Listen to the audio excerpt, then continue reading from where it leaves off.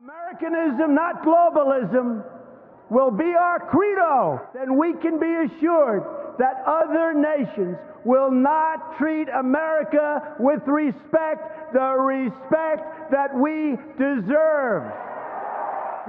What is up, people of the internet? It is me, Real American Politics, back in with a new video, and today we're going to be discussing another foreign election. I know. This is Real American Politics. Why are we talking about foreign elections?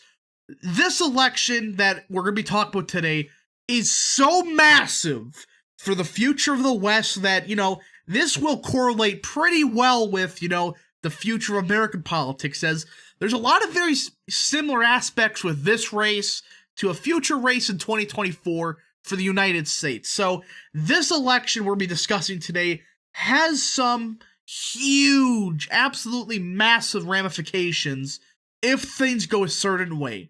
Now, before we continue with today's video, I hope you enjoy these type of videos. If you do, smash the like button down below, subscribe, share with your friends, hit the little bell, and yes. And before I forget, of course, go, follow that mysterious Twitter account. Again, don't know who owns it, just, go follow it. It's totally not me. And, yeah, so again, go follow the Twitter down below. Go follow the alt-tech stuff, and, yeah. So, we're gonna be, of course, discussing the French presidential election, and I know, it's France. There's a lot of memes that go around with France, the surrender memes, even though that's, a bit misleading. But the point is this, they still have a presidential election, and folks, there are some massive developments happening in this race. We're going to discuss that today. Now, quick disclaimer, I'm not an expert at French elections, I'm not an expert at Hungarian elections. This is just from what I know. And I know France has a just stupid election system when it comes to the frickin', legislator. So we're just going to ignore the legislative elections today. They're a nightmare to deal with, so we're just going to focus on the presidential election because this is pretty big. And before, a couple weeks ago, it looked like Macaroni himself, Macron, yes, I call him Macaroni because he's not terrible, but just go away. He seemed like he was on his way to an easy re-election. It seemed like, Marine Le Pen, one of the nationalist candidates that, while I disagree with her on some issues, do think that she is a solid candidate. It seemed like she was trending downwards. Macaroni was trending upwards that, compared to 2017, yeah, Le Pen would probably do maybe 5 points better, but it looked like Macaroni himself was, on his way to an easy re-election. And also not to, forget there's also other candidates like Eric Zemmour, I think that's how you say his name. He's the base candidate. He's not gonna, have a serious chance at, being in, the runoff election. But again, with, the legislator election, with other things, his party will definitely help. Again, it's a brand new party that he formed. His party will definitely help in boosting, nationalist, populist-esque turnout in France. Well, that was before about a week ago. And you go over here and look at this. This is the first round of voting. You notice something about Macaroni. He surged for a little bit. This was obviously because of the Russian stuff, most likely. And people thought, okay, he's not terrible. But then they realized all the sanctions are going south and, well, he's kind of dipped a lot. But look who surged. It's, of course, Marine Le Pen. She has surged, and she's at her highest point in almost, 8 months or so. It's been pretty ridiculous. And also, it is true that, Zemmour has dropped a little bit, so that's probably one of the bigger reasons that Le Pen has begun to surge a little bit. But even so, you look at some of these other candidates, the populist candidates, the main, right-wing populist candidate has surged, but also the main left-wing, populist-esque candidate. This guy named Melon. I'm not even going to try to pronounce that guy's name. Point is, his party is, the more left-wing populist party. Again, I disagree with him on a lot of issues, but on free trade, these guys are actually, good considering. But the point is this, you're noticing the more, populist candidates have been surging, while the more established S candidates, Macaroni, the Republican Party of France, which again, very misleading. They're not even, Republican. They're more left than Republicans. It's pretty sad. But the point is this. It's the populist candidates that have been surging. And the biggest reason for this is, well, what's been happening the past couple of weeks. The whole Russia crap. And Macaroni at first seemed like he was handling well. He was trying to, do some, peace deals with Russia and Ukraine. Again, people don't talk about that. He did try. And it went south quickly. Now, that wasn't the issue. It's been really the whole sanction stuff. Again, it turns out the sanctions have not helped anybody in the West. In fact, well, this may have hurt us more. So, it's blown up in everybody's face, and especially with Macaroni, it's hurt him badly. But also the whole COVID stuff. A lot of stuff the past couple of, especially 2 years or so, have really, pissed off a lot of people in France. Now, I know you may be saying, oh, but this is just the first round of voting. I mean, Le Pen took first, in 2017. This doesn't mean anything. Well, look at this.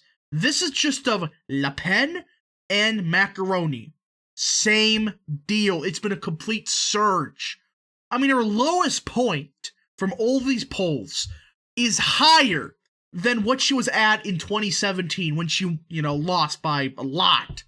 Think about that. Her worst poll is significantly better than, how she did in 2017.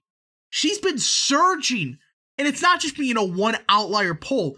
This is what you call a surge, over here, 42, 43%, in March. Look at now, 46, 47, 48%. This is the definition of a surge. And she's been running a pretty solid campaign. Again, if you don't know who Le Pen is, on some social issues like abortion, she is awful. But still, the fact of the matter is, on immigration, she is based on it. I mean, she wants immigration moratorium. Again, actually cutting immigration. She's against the whole multicultural garbage.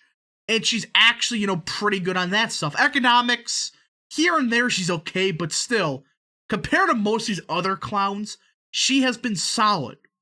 But again, you're noticing this in all the Western countries, France, Spain eventually, Hungary. Again, Hungary is not really Western, but still, you see a lot of these European countries, it's nationalist and populist candidates who are surging, while the more centrist, neoliberal-esque candidates like Macaroni are collapsing. So when you take this all into account, there is a serious chance that France has a nationalist revolt. And in a good way. I'm not saying, a civil war or anything like that. I'm just saying that, a real nationalist wave is potentially happening in France. It may seem crazy on paper, but when you look at some of the polls here, it's starting to lean that, even if Le Pen doesn't win, she would make this race incredibly close.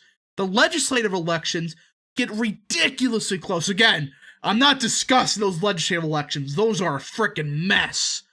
But even so, there's a nationalist wave seriously coming to France. And if it does happen, this would be bigger than frickin' Brexit. Because Brexit, sure, yeah, they left the EU. They gave the middle finger to regional unions. Again, the EU is a scam. But the point is this. That was just, Brexit. It was Britain. It's like, okay, yay. You're already pretty much isolated. But if you get a nationalist wave in a country like France, which is on the mainland and one of the bigger countries in Europe, oh boy, that's gonna, set off some alarms. And again, we may see this momentum carry to Italy, Spain, even Germany. There's been surges in nationalist parties in Germany, and not the certain nationalist party, but actual nationalism. So there is something happening in the West. And this is very similar to what's happening in America. It's been building for years. A populist nationalist revolt against the establishment. Trump kind of was that in 2016. But in 2022 and 2024, we're going to see an actual nationalist, rebellion. Not like a civil war, but at the voting places. People are going to vote. They're going to vote for populist and nationalist candidates into office in record levels. And we need that now. I mean, the West is in big trouble. Birth rates are declining, The the whole woke leftist crap. I mean, it's getting disgusting. The whole, groomers. It's like, why? But this is one of the first steps the West can do. If they elect Le Pen, if France does elect Le Pen, the neoliberals of the West are done. This would be the big wall that would just collapse of the neoliberal establishment. This would be the one big part of the wall that would just implode. But anyways, I hope you enjoyed this video. If you did, smash the like button down below, subscribe, share with your friends, hit the little bell, and yes, thank you so much for watching. We'll see you guys in the next video. Godspeed to all of you.